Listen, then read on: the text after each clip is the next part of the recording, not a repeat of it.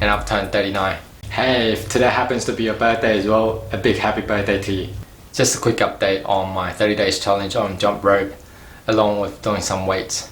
I've been eating real healthy, well I think it is healthy, replacing meals with bananas, boiled eggs, oatmeal, and crisp bread.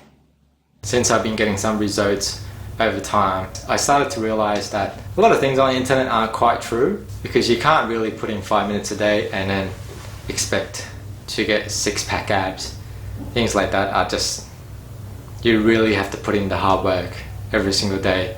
At least good half an hour pushing yourself, doing some exercise, and not eating out all the time.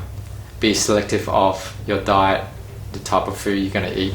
Health and fitness needs to be a lifestyle. It needs to be placed on the very top of everything that you do in your life. Fitness, diet, work, family, watching television, playing games online, everything else. You have to achieve. A healthy body gives you a healthy mind. It has been a great year doing all these exercise challenges. Thank you for all the support and subscribe. Please leave a comment if you like by sharing your exercise journeys as well. What works, what doesn't. If you're getting some results, please do share with the rest of us.